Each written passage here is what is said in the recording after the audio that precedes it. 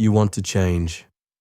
You want to wake up early, stop overthinking, stay calm under pressure. But there's a quiet battle inside you, between who you are and who you know you could be. The Stoics faced that same war.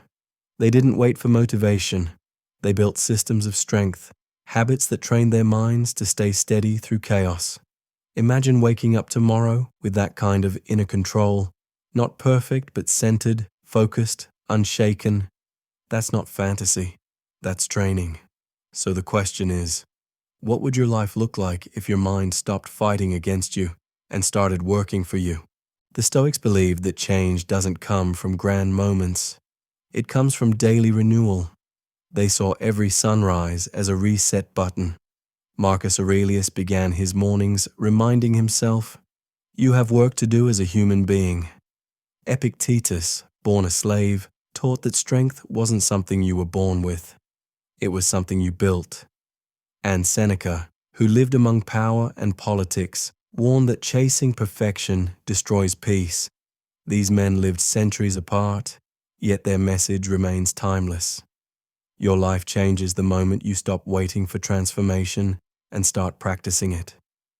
Each habit we'll explore isn't a command, it's an invitation to start again, to grow deliberately, to turn difficulty into strength. Let's begin. Begin again every day. Renewal through daily rebirth. Every morning you wake up with a choice. Drag yesterday's weight into today or start fresh. The Stoics practiced renewal. They believed each day was a small life within a larger one. Marcus Aurelius wrote, "When you arise in the morning, think of what a precious privilege it is to be alive." This wasn't sentimental, it was strategic. Yesterday's mistakes, regrets, or victories have passed. What remains is this breath, this hour, this task. To begin again isn't denial, it's discipline. It means you refuse to live as a prisoner of yesterday. Ask yourself each morning, if I were meeting life for the first time today, how would I live? That's the essence of Stoic renewal. Strength is a skill, not a gift. Growth as a learnable process. The modern world treats strength like a personality trait. You either have it or you don't. The Stoics saw it differently. For them, strength was trained, not given. It was built repetition by repetition, like muscle. Epictetus limped from an old injury, but when asked about hardship, he said, "Difficulties show what men are." In other words, pain is the gym of the soul. You don't wait to feel strong before acting. You act and strength follows. Every time you face discomfort with patience or fear with clarity, you're practicing strength. It's a learned response, a mental reflex that grows with use. You don't need a gift, you need practice. Turn pain into practice, using hardship as raw material for transformation. Seneca said, "Fire tests gold, adversity tests brave men." The Stoics didn't deny pain. They studied it. They asked, what is this moment trying to teach me? Pain isn't an interruption to life. It's part of it. And in that sense, it's material, something to work with, shape, and forge. When you treat suffering as practice, not punishment, it becomes useful. Loss teaches detachment. Failure teaches humility. Delay teaches patience. Pain refines what comfort hides. So when you face hardship, try shifting one word. Not, "Why is this happening to me?" but, "What can I build from this?"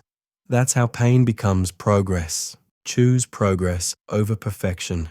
Freedom through small, steady improvement. Perfection is a mirage. It moves the closer you get. The Stoics didn't chase flawlessness. They chased progress. Marcus Aurelius admitted in his writings that he still struggled daily with anger, distraction, and doubt. Yet he kept showing up. To a Stoic, self-improvement is a direction, not a destination. You don't have to become ideal. You only have to become better than yesterday. That's where freedom lies, in movement, not arrival. When you replace perfection with progress, You stop performing and start growing. Ask, what's one small thing I can do better today? That's the only perfection worth seeking. Rebuild your mind with reason. Learning to think your way into change. The Stoics believed the mind was like a fortress, but one we often let enemies walk into. Fear, anger, envy, they enter through unexamined thoughts. Reason was their defense, not cold logic, but calm clarity. The ability to see things as they are, not as we wish them to be. Epictetus said, "Men are disturbed not by things, but by their opinions about things." That means your peace doesn't depend on events, but on interpretation. When something upsets you, pause and ask, what story am I telling myself right now? Then test that story. Most times it crumbles under reason. Rebuilding your mind begins there, with the discipline to think before you believe. Stand up when you fall. Resilience as the proof of transformation. Every Stoic fell, every Stoic failed. Marcus doubted himself. Seneca made moral mistakes. Epictetus faced cruelty. But what set them apart wasn't perfection, it was persistence. They stood up again and again. They believed falling wasn't proof of weakness. It was the process of becoming wise. Resilience isn't about never breaking. It's about learning how to rebuild faster each time. You might stumble, you might regress, but each time you rise, you prove that change is real. The Stoic doesn't ask for an easy life. He asks for the strength to rise when it's hard.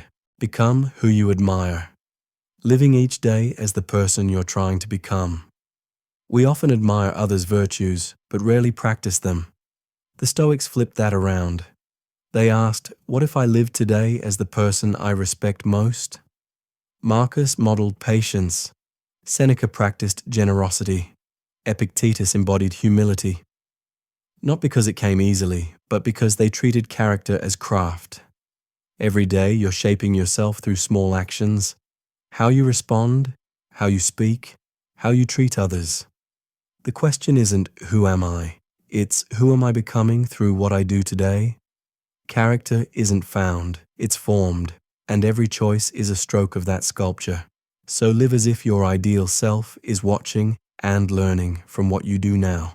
Each of these habits points to one truth. You don't need to change your life overnight. You need to start living with intention today. Begin again when you falter. Build strength through practice. Use pain as your teacher. Value progress, not perfection. Think clearly before reacting. Rise each time you fall. And live today as the person you respect. That's the Stoic path. Not distant, not cold, but deeply human. It's how ordinary days become the building blocks of extraordinary character. So ask yourself, if you practice just one of these habits tomorrow, what would your life begin to feel like? Change isn't a single moment. It's a rhythm. Fall, rise, learn, begin again. That's the Stoic heartbeat. You can't control the length of your life, but you can control its depth. So start today. Quietly, consistently. Become who you admire. What do you think? Which habit speaks to you most? Share your thoughts below and begin again tomorrow.